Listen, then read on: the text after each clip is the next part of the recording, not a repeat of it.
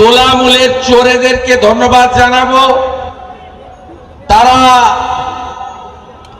আমাদের গোচারণ থেকে দক্ষিণ বারাসাত পর্যন্ত চুরির টাকাতে অনেকগুলো ব্যানার লাগিয়েছে। সেই ব্যানারগুলোতে চোর মমতা তার চোর ভাইপোর ছবি লাগানো। তারা দুজনেই আমাকে হাত জোড় করে বলছে, আপনি আসুন, আমরা আপনাকে স্বাগত জানাচ্ছি। আর এখানকার আরেকটা বড় চোর, ওর খাপ আমি খুলবো, বিশ্বনাথ দাস। তার যে রেডিও শালা আছে, রেডিও শালা তো এখন কোটি টাকার মালিক। ওই চোর বেটা প্রচুর পতাকা টাঙিয়েছে, মালগুলো বেরোচ্ছে পচা রক্ত। এই মালগুলো বেরোচ্ছে, বাকি যা আছে সব বের করে দেবো। সবে তো ভোর, এখনো দুপুর হয়নি। সবে তো সন্দেশখালী সরবেড়িয়া, এখনো তো গোসাবা আসেনি। তাই দেখতে থাকুন, ক্রমশ দেখতে থাকুন। আমি প্রথমেই আপনাদেরকে আন্তরিক শ্রদ্ধা, শুভেচ্ছা, অভিনন্দন জানাবো এবং ভারতীয় রেলকে আমি ধন্যবাদ জানাবো। 20টা মাঠ এনওসি দিয়ে উইথড্র হয়েছে। তারপরে রেল নিয়ম মেনে অর্থ জমা নিয়ে এই মাঠ আমাদের ব্যবহারের জন্য দিয়েছে। তাই আজকে এত মানুষকে নিয়ে আমরা এখানে কার্যকর্তা সম্মেলন, যা কার্যত জনসমাবেশে পরিণত হয়েছে, আমরা করতে পারছি। আমি ধন্যবাদ জানাবো জেলার মান্যবর সভাপতি ভাতৃপ্রতিম উৎপল নস্করকে। আমি ধন্যবাদ জানাবো রাজ্যের লড়াকু নেতা, যুব নেতা, আমাদের বিশিষ্ট আইনজীবী তরুণ জ্যোতি তেওয়ারিকে। আমি ধন্যবাদ জানাবো পূজ্যপাত ভারত সেবাশ্রম সংঘের মহারাজকে, যিনি স্বামী প্রণবানন্দের বাণী এখানে তার আশীর্বাদের মধ্য দিয়ে বর্ষিত হচ্ছে। আমি ধন্যবাদ জানাবো শিক্ষক, জেলা পরিষদের প্রাক্তন সদস্য, সঞ্চালক, পাশের জেলা যাদবপুর সাংগঠনিক জেলার সহসভাপতি রঞ্জন বৈদ্যকে। আমি ধন্যবাদ জানাবো ডক্টর অশোক কান্ডারি, মাননীয় মিন্টু হালদার গতবারের প্রার্থী ছিলেন, দেবতোষ আচার্য, সম্মানীয় মিহির বাবু, সম্মানীয় বোন প্রণতি মাঝি লোকসভার কনভেনার, মাননীয় সত্যপ্রিয় বাবু বর্ষিয়ার নেতা, মান্যবর দিলীপ হালদার যাদবপুর সাংগঠনিক জেলার সহসভাপতি, মাননীয় গোপাল মাঝি, মাননীয় শঙ্কর প্রসাদ মাঝি, মাননীয় কো কনভেনার প্রদীপ সর্দার, মাননীয় সঞ্জু দাশগুপ্ত এবং চন্দন মণ্ডল এবং অসংখ্য নেতৃবৃন্দ, সম্মানিত মঞ্চ। আমি ধন্যবাদ জানাবো আমার যুব মোর্চার ভাইদের, মহিলা মোর্চার দিদি এবং বোনেদের, মাইনরিটি মোর্চার বন্ধুদের, এসসি ওবিসি এসটি মোর্চার সমস্ত বন্ধুদেরকে। যেহেতু সময়ের অভাব এবং ঠান্ডাও যথেষ্ট আছে, তাই সকলকে একযোগে শ্রদ্ধা অভিনন্দন জানিয়ে আজকের এই সভার বিষয়বস্তু আপনাদের কাছে বলতে চাই। আপনারা জানেন যে আমি আজকে দিন শুরু করেছিলাম হুগলি জেলার শ্রীরামপুরে মিথ্যা মামলায় গ্রেপ্তার হওয়া কর্মীদের পরিবারের সঙ্গে দেখা করে। একজন ভারতবর্ষের আর্মির মেজর, রিটায়ার্ড মেজর ঋত্বিক পাল, গত 7ই জানুয়ারি মান্যবর রাজ্য সভাপতির একটি কর্মসূচিতে ডানকুনিতে উপস্থিত থেকেছিলেন। 9 তারিখে তার বাড়ির দরজা ভেঙে যিনি তার নিজের যৌবনের অনেকটা সময় দেশ ও মাতৃকার জন্য ব্যয় করেছেন, তাকে গ্রেফতার করে নিয়ে যাওয়া হয়েছে। আজ পর্যন্ত তিনি জামিন পাননি। আমরা কোন পশ্চিমবঙ্গে বসবাস করছি, যে পশ্চিমবঙ্গে স্বাধীনতা আন্দোলনে ব্রিটিশের বিরুদ্ধে সবচেয়ে বড় অভ্যুত্থান হয়েছিল। এখানে ক্ষুদিরাম বসু বিস্ময় বালক 1908-এর 11ই আগস্ট জীবন মৃত্যুকে পায়ের ভিত্ত করে আত্মবলিদান করেছিলেন। ঋষি অরবিন্দ থেকে রাসবিহারী বোস, মা মাতঙ্গিনী হাজরা থেকে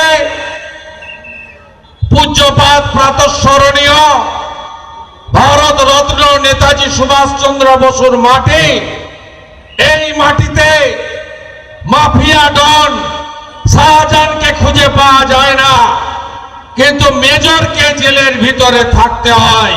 তার বাড়িতে আমি দেখা করে আজকে এখানে আসছি। তাই পশ্চিমবঙ্গের যে অবস্থা, এই অবস্থা বদল করতে গেলে আগে দক্ষিণ 24 পরগনাকে জাগতে হবে। এই দক্ষিণ 24 পরগনায় গ্রামের পর গ্রাম, বিশেষ করে আমাদের দলিত সম্প্রদায়, আমাদের হিন্দু সম্প্রদায়, তাদেরকে কিছু গুন্ডা, কিছু মস্তান পুলিশের সাহায্য নিয়ে বন্দুকের নলের সামনে এই দক্ষিণ 24 পরগনাকে কার্যত মুক্তাঞ্চলে পরিণত করেছে। সব সংখ্যালঘু মুসলিম খারাপ নয়, রাষ্ট্রবাদী মুসলিম যারা, তারা আমাদের সাথে আছে, আমরা বিশ্বাস করি। আর এরা কারা? এরা হলো ঘুষ খায়, সুদ খায়, জুয়া খেলে, সুরা পান করে, নামাজ পড়ে না, ধর্ম মানে না, নামটা মুসলিম, আর পুলিশকে সঙ্গে নিয়ে মমতার লেঠেল হিসেবে সব ভোট চুরি করে। এখানে যারা আছেন পঞ্চায়েতে ভোট দিতে কতজন পারেননি হাত তুলে দেখান আমাকে। কতজন পারেননি আপনারা? পশ্চিম বাংলার 1 কোটি গ্রামের লোককে ভোট দিতে দেয়নি এই চোর তৃণমূল, তার গুন্ডারা।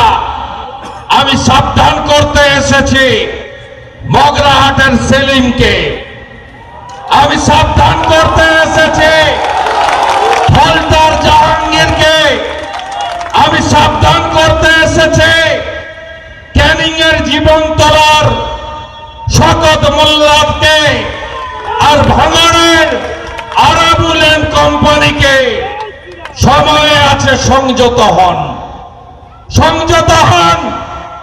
আপনাদের থেকে বড় গুন্ডা ছিলেন অনুব্রত মণ্ডল।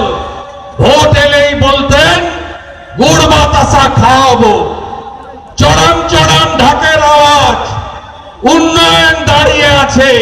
তিনি এখন সকন্যা তিহারে গড়াগড়ি খাচ্ছেন। উনিও তৃণমূলের বাঘ ছিলেন বীরভূমে, উনিও ভোট দিতে দিতেন না, উনিও ভোট লুট করতেন। আর শাহজাহান সাহেব বিরাট নেতা না? 5ই জানুয়ারি, 1 জানুয়ারি, 30 তারিখে আমি বসিরহাটে শক্তি কেন্দ্র এবং বুথ সভাপতিদের সম্মেলনে গেছিলাম। ওখানেও মাঠ দেয়নি, রেলের মাঠে করেছি। আমি শাহজাহানের খাপটা খুলে দিয়েছিলাম। সমস্ত হিন্দুদের কাছ থেকে 142 বিঘা জমি জোর করে নিয়েছে।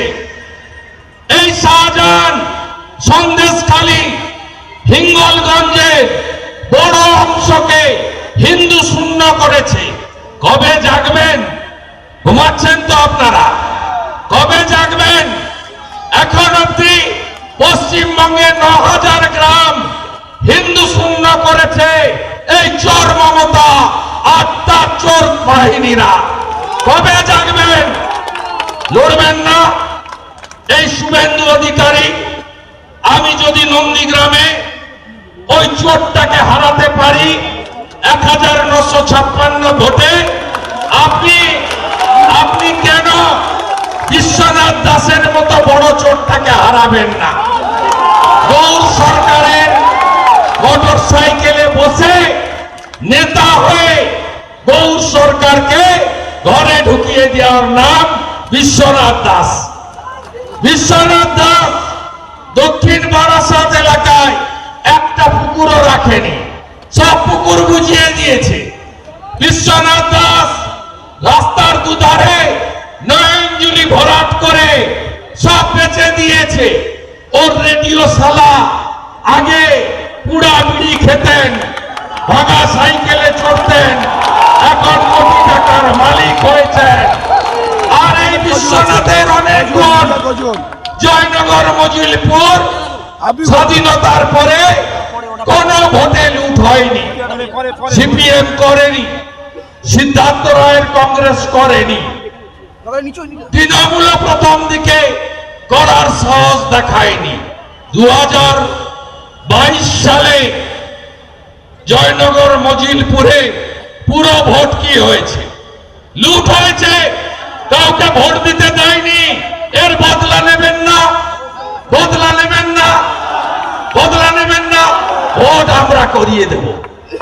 আমি এর আগে এসেছি সাউথে, আমাকে আটকেছে, রাস্তা অবরোধ করেছে, কালো পতাকা দেখিয়েছে।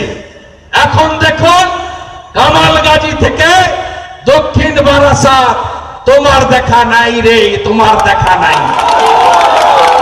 ঘরে ঢুকে গেছে।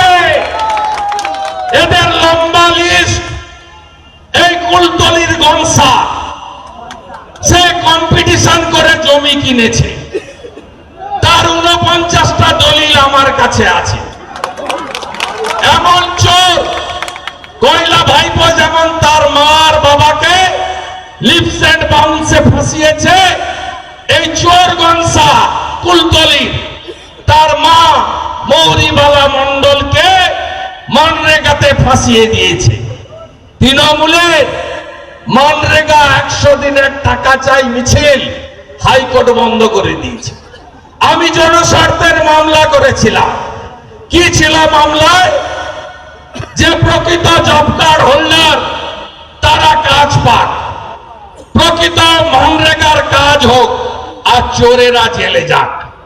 আমি সিবিআই চেয়েছিলাম, হাইকোর্ট সব পক্ষের কথা শুনে 3 সদস্যের তদন্ত কমিটি করে দিয়েছে। কে আছে কমিটিতে? ভারত সরকারের পঞ্চায়েত ও গ্রামোন্নয়ন দপ্তরের প্রতিনিধি, রাজ্য সরকারের প্রতিনিধি, আর সাংবিধানিক যারা অ্যাকাউন্টস এবং অডিট নিরীক্ষণ করেন, সিএজি ক্যাগ ঢুকেছে মানে তৃণমূলের ক্যাগ বেরিয়ে